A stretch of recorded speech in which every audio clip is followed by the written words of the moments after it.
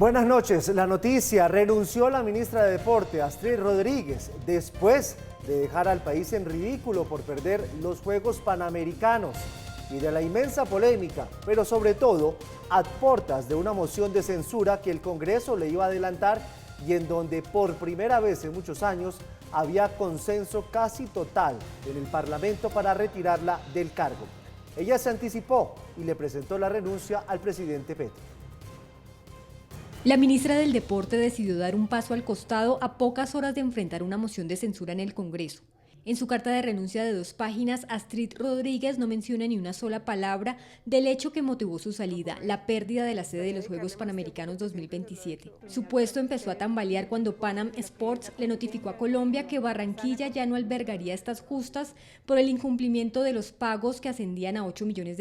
En conversaciones con el presidente de Panam Sport, Neveny Lee, con el presidente también del Comité Olímpico Colombiano, la ministra del Deporte, quien les habla, Astrid Viviana Rodríguez, llega a un acuerdo de efectuar el pago de $8 millones durante el mes de enero de 2024, en tanto existía una dificultad para hacerlo en la vigencia 2023 de manera presupuestal. Pese a las excusas, el propio presidente Gustavo Petro la señaló. Los procedimientos, algunos de los cuales no teníamos conocimiento, esa es la verdad, incumplimientos que ya se venían presentando desde el gobierno pasado, y miedos de algunos funcionarios que tenían que ver con el traslado de los recursos a fin de año. Con la confirmación de que Colombia perdió cualquier posibilidad de realizar este evento, más de 30 senadores la citaron a una moción de censura.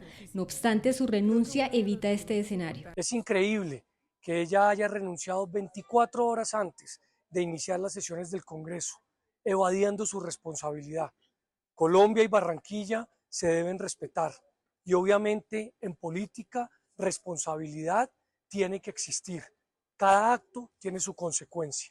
Adelantaremos el debate para que se conozca la verdad. Astrid Rodríguez es licenciada en Educación Física y llegó en marzo de 2023 al gobierno de Gustavo Petro en reemplazo de María Isabel Urrutia, quien también salió del cargo por presuntas irregularidades en su gestión.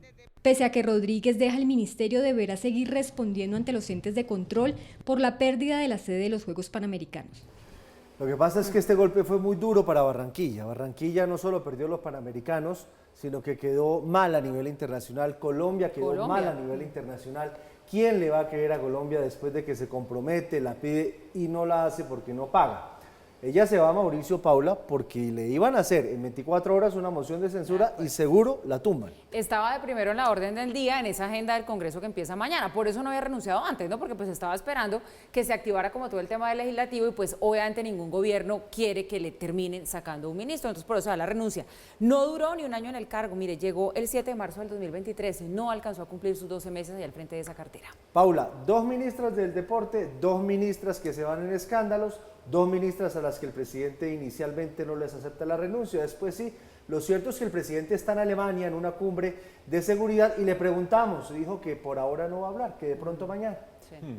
Sin lugar a dudas que la moción de censura, el haber encarado el debate, habría constituido el potencial de una gran derrota política para el gobierno, porque los votos estaban prácticamente definidos para sacar a la ministra de su cargo. Y ese hecho, el haber podido sacar a la ministra de su cargo por parte del Congreso, habría sido un inmenso triunfo para la oposición, pero en realidad no había solo congresistas de la oposición interesados en ello, sino también una gran derrota política para el gobierno. Lo que no está claro es si no es derrota política también para el gobierno el tener 2 ministras del deporte que, como decía Giovanni, salen en medio de escándalos en menos de año y medio de gobierno. Acaba de cumplir 1 año y medio de gobierno la administración Petro, pero en menos de 1 año de haber estado en el cargo. Eso también demuestra una gran derrota. Ahora, hay que tratar de entender el rol que ha jugado la ministra en todo esto. Cintia nos decía en la nota que en su carta de 7 párrafos, unos cipotes párrafos contando lo que se hizo o lo que se trató de hacer, por lo menos bajo su gestión, no dice ni una sola palabra sobre los Juegos Panamericanos. Por lo tanto, ahí tienen ustedes la carta de las parrafadas, por lo tanto hay que meterle la lupa a ver si ella es la verdadera culpable o no de que estos Juegos Panamericanos de Barranquilla no se hayan podido celebrar en Barranquilla y la Arenosa los haya perdido y Colombia haya perdido esa oportunidad. Y no es necesario hacer un gran recuento de todas las fechas y de todos los momentos, pero en realidad el Estado colombiano, no solo la administración Petro, pero también el gobierno anterior, la administración Duque y la administración Petro, no fueron serias en sus compromisos, para asumir sus compromisos. Rezagos en el momento de tener que constituir un comité específico, rezagos en el momento de no mandar un cronograma que se debía haber mandado a la organización, rezagos en el momento de pagar las cuotas correspondientes, es decir, incumplimiento tras incumplimiento. Por lo tanto, no era un problema solo de la ministra, era un problema de toda la administración Petro, incluida su antecesora, pero también de la administración Duque. Punto número 1. Punto número 2. ¿Mostró en algún momento el presidente Gustavo Petro un interés brutal, así que uno dijera qué maravilla, para impulsar los Panamericanos en Barranquilla? No, aunque en el momento en que se hizo la rueda de prensa, después de que era casi un hecho que se había perdido la sede, el presidente dijo, sí nos interesaban los Juegos en Barranquilla, pues cuando uno revisa toda la historia se da cuenta que no, y menos aún cuando existe evidencia de que el presidente Petro no le quiere jalar a apoyar grandes proyectos en Medellín, en Bogotá y en Barranquilla después de que ganaron los alcaldes que ganaron. Entonces decir que la ministra fue la única responsable me parece que es soslayar por completo esta realidad. Pero un tercer elemento. Recuerden ustedes la gran inestabilidad que existe en el gabinete del presidente Petro. 14 cambios ministeriales en un año y medio. 14 en un año y medio, casi que uno al mes, hagan cuentas ustedes. Y eso lo que denota es un problema de la manera de hacer administración pública del presidente Petro. Eso de lanzar grandes lineamientos por Twitter, de grandes lineamientos en Europa, en no sé dónde, y los ministros tratando de ver qué es lo que pueden hacer porque no se reúnen cara a cara con el presidente Petro, se reúnen colectivamente para que él los regañe y les diga que por qué no hicieron lo que los grandes lineamientos de él le daban de directrices. Si no hay liderazgo en la administración pública, estos son los resultados. Salió la ministra, el resto del problema queda. Por supuesto, esta situación muy delicada, que para la administración no necesariamente está desbordada, pues generó un debate. Algunos concejales dicen que es hora de que el ejército salga a patrullar las calles de Bogotá y que ayude a la policía, por lo menos disuadiendo a los ladrones. En medio de la delicada situación de inseguridad en Bogotá, el concejal Oscar Ramírez Baos propuso ante la corporación militarizar la capital del país. Hago mi llamado a las autoridades nacionales y distritales para que se habilite el apoyo de las fuerzas militares en la ciudad. No podemos seguir cediendo territorio a los delincuentes. Red Más Noticias habló con un excomandante del Ejército Nacional para conocer su opinión frente a la posibilidad de asistir militarmente a la capital del país. El alto oficial señaló que la idea no debería descartarse. No es nuevo y ni es descabellado, toda vez que hoy por hoy la ciudadanía comparte las mismas preocupaciones que ustedes, los medios de comunicación en tiempo real, presentan a través de las noticias sobre la inseguridad. Señala Lasprilla que así como en el estallido social, la entonces alcaldesa Claudia López ordenó sacar al ejército a las calles por unos días, en esta ocasión, debido a las actuales circunstancias, se requeriría de dicha presencia. Y lo ha hecho cuando las circunstancias del país lo han permitido. Si nosotros nos remontamos hacia atrás, hacia la época de los años 80, la época de cruda del narcotráfico, pues se llevaron a cabo actividades compartidas, operaciones compartidas entre el Ejército, la Fuerza Aérea, en coordinación con la Policía Nacional. Cifras de un estudio del Global Initiative Against Transnational ha señalado que en el año 2021 y 2023 nuestro país ha ocupado el segundo lugar en índices de inseguridad entre más de 190 países. Coge los 193 países que hacen parte de las Naciones Unidas y hacen un boletín midiendo el índice de criminalidad o el índice del crimen organizado, y resulta que Colombia, por segunda vez después del 2022, Colombia ocupa el segundo lugar después de Birmania y adelante de México. Para el experimentado general en temas de seguridad, es evidente la disminución de recursos en las fuerzas militares y la policía, lo cual estaría provocando que sus capacidades de reacción sean menores. Vemos en la realidad, en el terreno, sí ha habido una disminución de capacidades de las fuerzas militares y de la Policía Nacional en términos de efectivos, en términos de movilidad.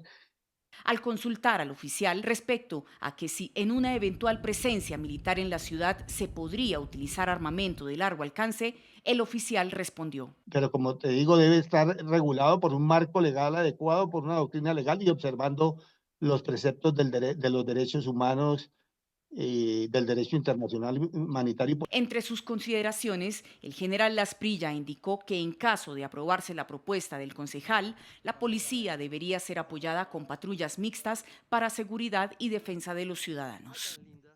Pero ya hay ciudades en Colombia en donde la policía recibe el apoyo del ejército en patrullajes. Es cierto, el ejército no puede cumplir funciones de policía, pero puede disuadir. Y dos ciudades donde la cosa va más o menos bien, Barranquilla y Cali. ¿Qué averiguó usted? Empiezo contándole las cosas en Barranquilla, donde se ha aplicado ese modelo y la estrategia del ejercicio ha dejado cifras interesantes. Por ejemplo, el hurto cayó en enero en 63 casos menos, aplicando este binomio policía y ejército en las calles. También cayó el homicidio.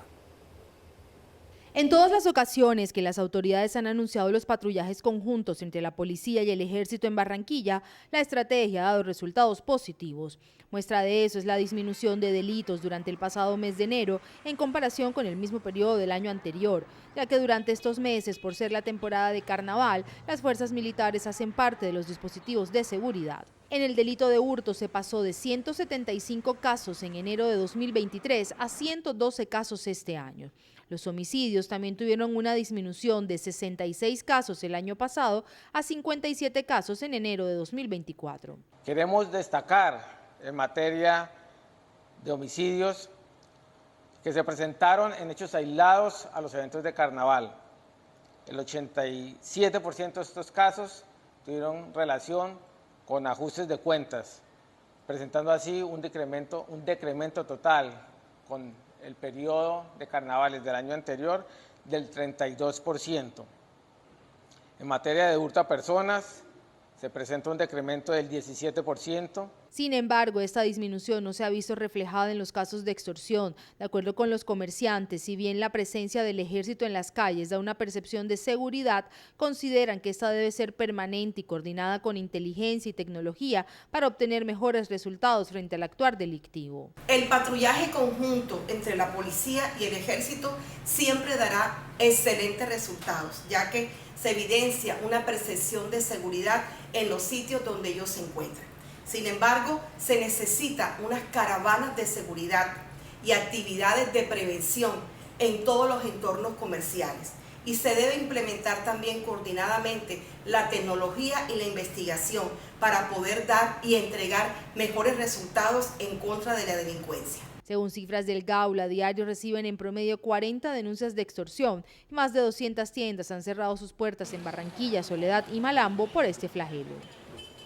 O sea que en Barranquilla la cosa está funcionando, La cosa va funcionando. La cosa va bien, la trabajo articulado policía-ejército. Mire, sí, señor. Me dice mi buen amigo Carlos Negret, me dice, a propósito del caso de la camioneta del general Álvaro Pico, me dice, las camionetas de los generales de la Policía Nacional, como el general Álvaro Pico, son de la DIPRO, es la Dirección de Protección de la Policía Nacional, para claridad.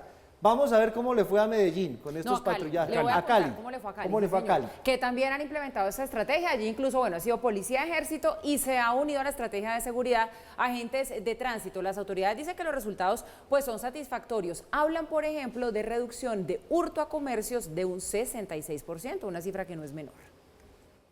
En la capital del Valle del Cauca, los índices de inseguridad han demostrado cambios significativos, por lo menos así lo muestran las cifras con corte al mes de enero. El panorama que hoy tiene Cali tiene mucho que ver con la política de seguridad de la actual administración, llamada Plan Cali Segura, la cual cuenta con el apoyo de la fuerza pública, policías y militares, acompañando operativos en la ciudad. Lo primero, más seguridad en el mío. Cerca del 57% de reducción en el hurto que estaba sucediendo en el sistema. También buenas noticias en general en el hurto en la ciudad. 34% de reducción. Pero el indicador más importante para todos, el que tiene que ver con la vida de los caleños, una reducción de cerca del 11% en homicidios. Tanto en zonas rojas como sitios turísticos, la presencia de autoridades resulta ser cada vez más frecuente y las tareas de los modelos de vigilancia por cuadrante han tenido también algunos resultados. El hurto es uno de los 3 delitos priorizados que tenemos para la ciudad. El balance es muy importante, más de 124 personas capturadas, 128 armas de fuego incautadas. El hurto a comercio ha sido uno de los flagelos que ha demostrado importante disminución, siendo un 66% la cifra arrojada por las autoridades. Ante la ola de asaltos que se vive en el país y las propuestas de algunos sectores sobre el uso de armas de fuego, el alcalde de Cali, Alejandro Eder, no es ajeno a la situación y ratifica la forma de operar que se viene adelantando en la ciudad. Cali estamos enfocados en recuperar la seguridad de la mano de la fuerza pública, de la policía, de los guardas de tránsito, haciendo presencia en las calles. Vamos a hacer las cosas respetando las instituciones y las leyes de Colombia. Pese a que las cifras de algunos flagelos han demostrado reducción, los casos de lesiones personales han tenido un incremento del 15%. ¿Y usted qué opina? ¿Será que hay que sacar al ejército para que nos ayude a controlar la inseguridad en Bogotá? Bueno, ese es el debate. Hay quienes dicen, además con muy buen tino, si el ejército ayuda en el área periférica, libra de esa responsabilidad a la policía y la policía se puede concentrar en los asuntos de delitos, de hurtos y demás. Y sobre todo los horarios. Algunos de los comerciantes del barrio que robaron ayer de la cervecería en Teusaquillo dicen, es que la policía está hasta las 9 de la noche y después se va. Hombre, no. Tienen que estar y sobre todo en la noche. La propuesta está. ¿A usted le suena? Pues mire, la gente está tan desesperada, y aquí hablo por la gente, como que la voz es de lo que uno le dice a la gente en las calles, que yo creo que hay que intentarlo todo, ¿sabe? Y sobre todo cuando uno ve que en las ciudades donde se ha aplicado ha traído resultados, porque se llama la atención que si el papel del ejército es más de disuadir, porque no puede usurpar las funciones de la policía, ya pues cuando está en las calles en esta estrategia, pues sí funciona, parece que esa disuasión sí sirve, porque Cali y Barranquilla lo comprueban con cifras. No, y yo sí le digo una cosa, Mauro, ¿aquí cuántos batallones hay? Ahí está el de infantería, está el de caballería, el de la PM-13, esos son cientos de miles de soldados que están ahí acuartelados, guardados, que no están haciendo mayor cosa. Pues sus labores allá, ¿qué tal se salen a las calles y disuaden? Es que cuando un ladrón ve un soldado lo piensa 2 veces, pues es un soldado. De acuerdo. Venga, le digo una cosa adicional, sí, Mauro, señor. Qué pena con usted. Tranquilo. La seguridad en Bogotá yo creo que sí está desbordada. Y yo creo que esto no es una pelea de PowerPoint, el PowerPoint aguanta todo. No, la ciudad está asustada, la ciudadanía no le gusta que no pueda salir a un restaurante porque se pueden meter y pueden robar a todo el mundo. Pues la arremetida sí ha sido muy dura. O sea, muy dura. Pues, no se puede esconder. Ha sido Yo creo durísimo. que esa observación que se hace sobre el temor de la ciudadanía es fundamental, porque no faltará quien recuerde emisiones anteriores de este noticiero en que hemos señalado las cifras del mes de enero. ¿Por qué vamos a volver a las cifras del mes de enero? Porque acabamos de mencionar las de Cali, acabamos de mencionar las de Barranquilla. Sería injusto, después de decir que en Barranquilla se ha reducido el hurto en el mes de enero y en Cali también, no recordar que en Bogotá también se ha reducido el hurto en un 20%, homicidios se han reducido en 23%. Un mes no es suficiente para medirle la administración ni a un alcalde, ni al otro, ni al de más allá. Pero ya que estamos comparando cifras, hay que hacer justicia en que en Bogotá también han caído varios delitos, 7 de los 10 principales delitos han caído, y en concreto el hurto que nos interesa ha caído 20%. Pero eso no obsta para que uno no manifieste la mayor preocupación por esta oleada de robos en los restaurantes. Por 2 motivos por lo menos. El primero de ellos, porque la gente se siente tremendamente insegura. Es que una cosa es que, no sé, me fui por una calle oscura a las 3 de la mañana y me atracaron y nada justifica un robo, nada justifica un atraco, pero hay como condiciones de vida normal y de vida distinta, de vida un poquito extrema, en que uno puede terminar medio expuesto. Pero ir uno a tomarse una bendita cerveza, por no decir otro apelativo, un sábado a las 4 de la tarde en Teusaquillo y que lo agarren y le saquen un revólver, eso no puede ser, es inaudito. No poder ir a comerse una hamburguesa, no poder ir a tomarse un café, eso, con todo el respeto de las cifras y del PowerPoint y de las autoridades, eso incrementa la sensación de inseguridad. Pero el segundo motivo, porque cuando uno empieza a ver que uno es igualito al otro, que el otro es igualito al otro, que el otro es igualito al otro, todos los robos idénticos, empieza a inferir que ahí hay un problema de inteligencia, de estrategia y sobre todo que los delincuentes no les hacen ni cosquillas las estrategias disuasivas de la administración. Por eso es preocupante, aunque caiga la cifra del delito, que se estén presentando. Una última observación sobre la posibilidad de militarizar la seguridad en Bogotá.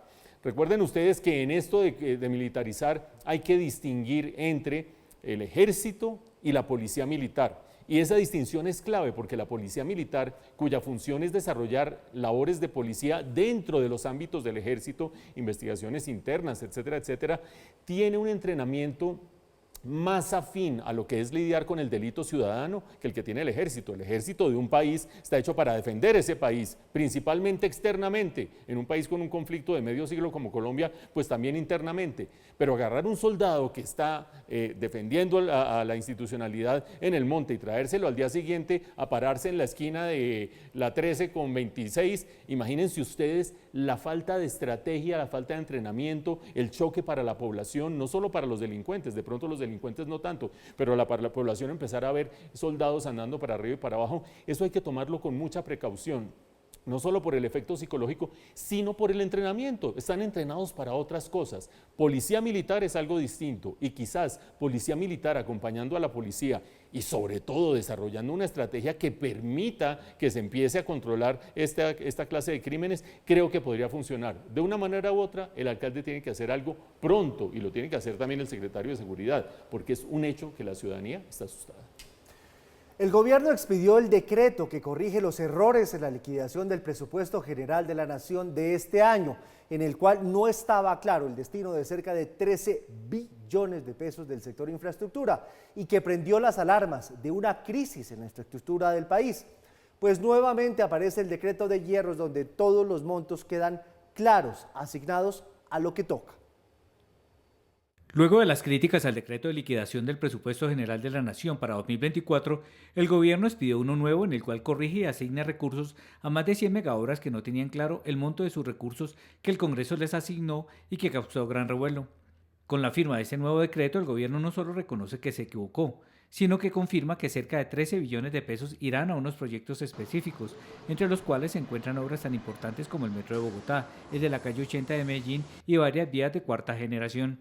Se trata del decreto 0163 o decreto hierro, que ajusta las inconsistencias de la norma pasada, que había dejado en vilo a más de un centenar de obras que se realizan a lo largo y ancho del país, y que puso en alerta a gremios, empresarios, centros de estudio y hasta la calificadora de riesgo Fitch Ratings. Tanto el presidente Gustavo Petro como los ministros de Hacienda Ricardo Bonilla e Interior Luis Fernando Velasco habían dicho que las obras se iban a realizar, pero el decreto anterior de liquidación no las incluía de manera específica. Como lo había anticipado el ministro de Hacienda, las obras están ligadas a pilares que establece el Plan Nacional de Desarrollo, que busca la integración de los territorios. De acuerdo con el ministro de Hacienda, esta medida busca dar mayor claridad a las entidades territoriales frente al Plan Nacional de Desarrollo y garantizar que los recursos serán asignados.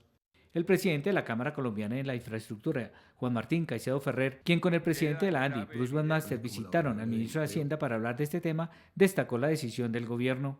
Enhorabuena a la expedición del decreto de desagregación del presupuesto del sector transporte. El país garantiza así la continuidad de obras neurálgicas como el Metro de Bogotá, el Regiotram de Cundinamarca y las concesiones del programa 4G, además de aquellas iniciativas regionales a cargo del INVIAS. En medio de esta situación, la directora de presupuesto, Marcela Numa, donde se elaboró el decreto hierro, renunció a su cargo. ¿Me permite arrancar preguntándole al señor que es economista? Pero por supuesto. ¿Y para qué semejante desgaste si se iban a echar para atrás?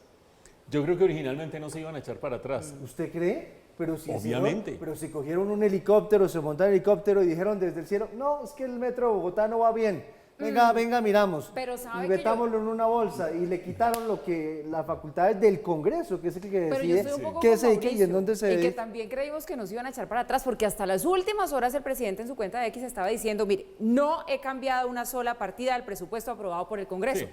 Pues con esa frase uno decía, no, pues nos van a echar para atrás. Entonces, enhorabuena, como dice el doctor Juan Martín, enhorabuena. No, yo estoy de acuerdo, buenísimo. pero costó una cabeza muy importante. Dos, porque no solamente se fue la directora de presupuesto del Ministerio de Hacienda, una gran funcionaria por 18 años en esa entidad, no la conozco personalmente, pero todo el mundo habla maravillas de su gestión, sino la directora jurídica de esa misma dirección. Ah, sí, no me la sabía. Sí, se fueron las dos personas técnicas, 2 personas capaces y chao. Y entonces viene la pregunta que se estaba haciendo en la mesa que estaba planteando Giovanni. ¿Para qué tanto ruido? ¿Para qué sacrificar funcionarios de primer nivel en medio de esta especie de comedia de equivocaciones? Y hay que recordar que hasta el día de ayer el presidente no quería dar marcha atrás. Ustedes recuerdan lo que acaba de mencionarnos Ismael. El Congreso saca una ley de presupuesto después de discutirla de manera democrática con todo el mundo, incluido el gobierno, saca una ley de presupuesto donde hay unos rubros, según la Constitución colombiana, el Congreso es el que define en qué se gasta en la inversión pública y el gobierno cuando saca el decreto para ejecutarlo, desaparece esos rubros. No desaparece el monto, sino que lo deja globalmente, pero desaparece esos rubros aparentemente para gastar en otras cosas. En eso estábamos el día de ayer. Eso quiere decir que el gobierno sí quería eventualmente sacarle el cuerpo al tema de las obras específicas. Ahora dio el reversazo, es decir, este señor que ven ustedes aquí, el ministro de Hacienda, el doctor Bonilla, tuvo que enfrentarse al presidente, porque era la voluntad del presidente que las cosas se fueran como decía el decreto, y tuvo que tener muy buenos argumentos. Especulemos cuáles pueden ser esos argumentos, y hay por lo menos 3. El primero de ellos, el que este decreto, al faltar a las normas del Estatuto de Presupuesto, que es el que establece cómo es que se debe sacar el presupuesto, habría podido ser demandado ante el Consejo de Estado. Y ustedes se imaginan, pues eso va al Consejo de Estado, puede ser que tome medidas cautelares, puede ser que se demore, pero por allá en el 4.º mes de este año, que pone el Consejo de Estado tumbe la ejecución del presupuesto, un golpe fatal para la credibilidad, para la economía, para la recuperación económica. Creo que ante esa amenaza de tipo jurídico, el ministro tomó nota y la transmitió al gobierno. Segunda posibilidad, decíamos ayer, Fitch Ratings, una de las calificadoras de riesgo, que son las calificadoras de riesgo hasta ahora uno tomando sopita, son unas entidades independientes internacionalmente que dicen, ese es buena paga, ese no es buena paga, a ese préstele, a ese no le preste. Ya una calificadora de riesgo había dicho, no nos gusta nada la manera como se está manejando el presupuesto en Colombia, con este impasse, pero aparte de eso había dicho, debe quedar muy claro que el gobierno trata por igual a todas las ciudades. No puede haber ese tipo de discriminación con unas ciudades sí apoyando y con otras no. Creo que también el ministro tomó nota de lo que puede significar que una calificadora de riesgo lo meta a uno en la deuda, en la lista oscura, como cuando lo meten a uno en una lista oscura como un deudor que no paga. Eso creo que también tomó nota.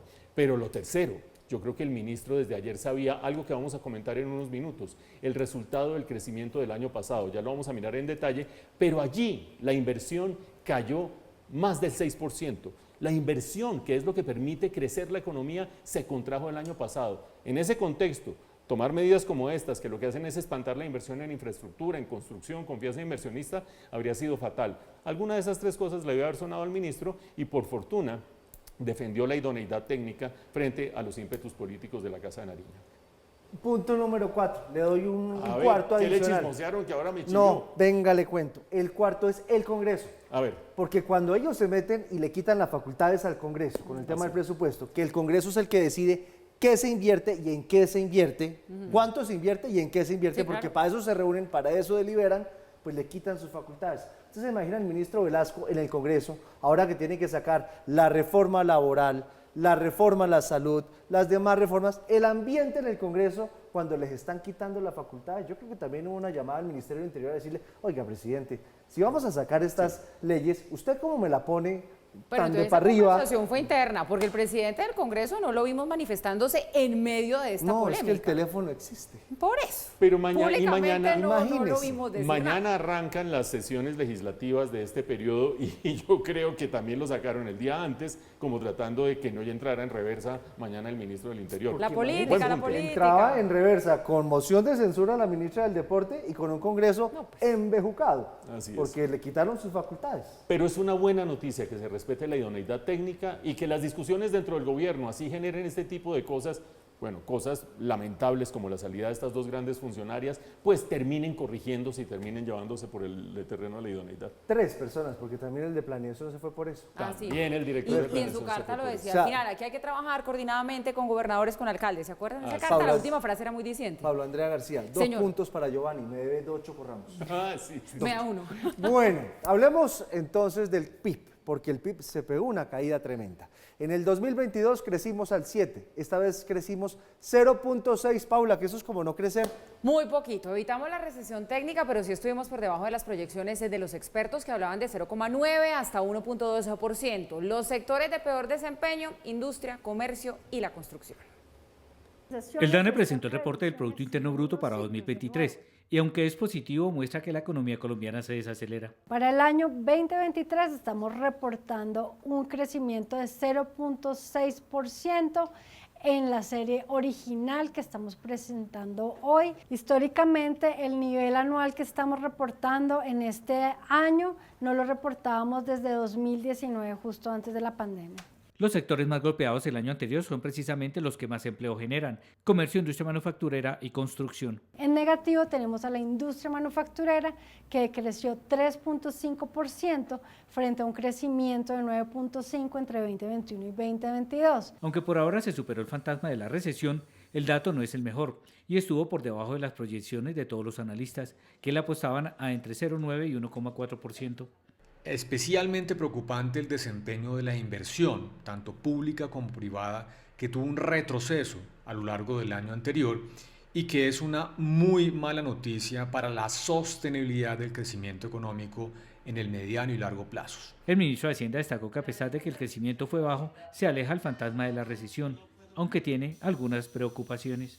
Que lo que más ha disminuido es la rotación de inventarios, la inversión, la formación bruta de capital fijo, pero que se expresa en términos de que las empresas están reduciendo inventarios, eso también sucede en la actividad de la construcción, y no están iniciando nuevos procesos.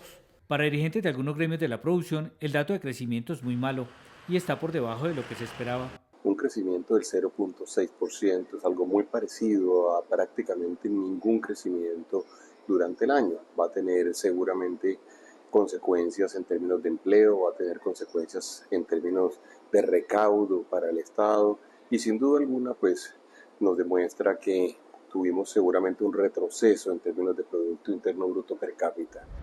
Esto demuestra que lamentablemente la caída en los últimos meses y en los últimos trimestres de sectores tan importantes como el comercio, como la industria, como la construcción, el pobre desempeño del sector agropecuario han hecho que la economía colombiana esté en una franca caída y desaceleración.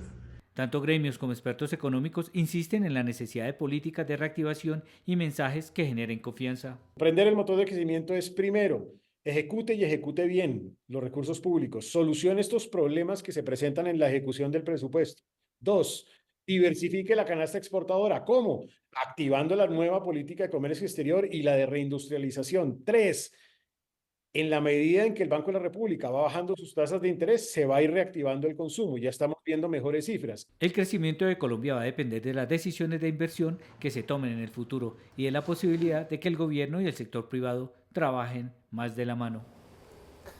Mire, esta mañana en una entrevista que le hizo mi buena amiga Camila Zuluaga de Blue a la directora del DANE, le dice, ¿cómo se explica esta caída del 7? La directora del DANE le dice, porque no todo dura para siempre. Hágame el favor.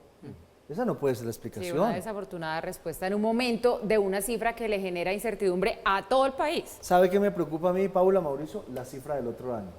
Esa sí me preocupa. Porque la de este 2024. Claro, porque a mí, yo no estoy viendo unos signos. Miren nomás lo del decreto de presupuesto. Sí. Eso manda unas señales al exterior de quienes quieren invertir. ¿Será que sí invertimos en Además, Colombia? ¿sabe por qué? Porque escuchaba a los que saben, usted me lo va a corregir, Mauricio, que hace parte de esa lista de los que saben de tanto de economía, que nos tocaría crecer al 3% para evitar los efectos negativos, o pues de lo que está pasando ahora de esta desaceleración de la economía. Estamos lejísimos de eso. Muy lejos, y si tenemos una política antipetróleo, peor. Sí. No, en realidad la cifra es mala por donde uno la mire, incluidas las estimaciones que hacían distintos observadores. Todos sabemos que la economía se tenía que desacelerar. No sé si a eso se refería la directora del DANE o no, con esa respuesta que digamos que fue excesivamente escueta y un poquito despedidora. Pero tal vez se estaba refiriendo a lo siguiente. Después de la pandemia, vinieron unos impulsos de política fiscal, gasto público, meterle inversión pública, etcétera, y unos impulsos de bajas tasas de interés. Todos vivimos 2 años, 24 meses, 36 meses de muy bajas tasas de interés con capacidad de endeudamiento que empujaron la economía. Ese empujón de la economía se tradujo en buen crecimiento, hasta 7% el año antepasado, pero no permitió que hubiera estabilidad económica. Por una parte se empezó a acelerar la inflación excesivamente y había que bajarla, por otra parte hubo descuadre fiscal y por eso hubo que hacer reforma tributaria. Esos frenos se tenían que sentir. Eso es lo que seguramente es el final de un ciclo de crecimiento que tenía que llevarnos a un aterrizaje suave. Ahora bien, ¿aterrizaje suave es un crecimiento de 0,6% el año pasado? No, ese crecimiento es peor que un aterrizaje suave que era necesario para la economía. Y es peor porque involucra factores adicionales.